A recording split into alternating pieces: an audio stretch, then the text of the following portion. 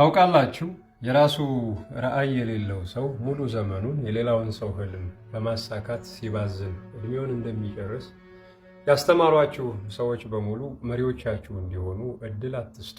አስተምሮታቸውን አክብሩ። ስለነሱ ማንነትም ከበሬታ ይኖራችሁ። ግን መሪዎቻችሁ እንዲሆኑ መፍጠሩ አንድ ሰው ማንነቱ ሌላ ገጸ ባህሪው ሌላ ሊሆን ስለሚችል እዛ ላይ አስተውሎትንም ይስጣችሁ። ትምህርት ሁለንተና ውስጥ አለ።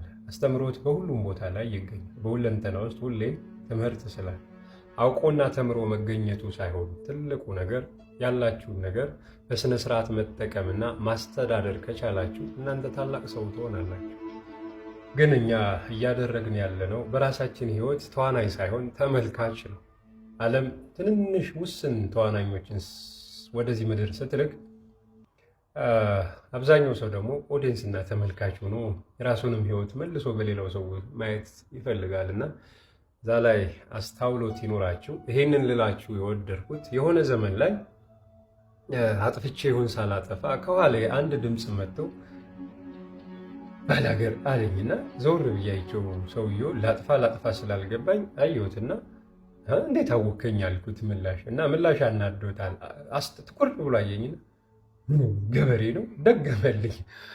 በማንነት የጠራኸኝሽ ብዬ ፈገግ ስል የባሰ ሲበሳጭ ይታያልና አክርሮ ስለመታኝ አክርሬ ስላልመተውት የእሱ ቃላት አሸማቆኝ ምላሼ ሌላ ቢሆን ኑሮ ምን ሊገጥመን እንደሚችል አስቡትና የተወረወረባችሁ ነገር በሙሉ እንደናንተ አቀባበል ስለሆነ እናንተን የሚቀርጸውና ሁሌም ሰዎች ቃላቶቻቸው እንዲገዟችሁ የምታደርጉ ከሆነ ማንነታችሁ ሊያስቀይራችሁ ስለሚችል ልብ ብሎ ማየቱን ምርጫችሁ አድርጉ።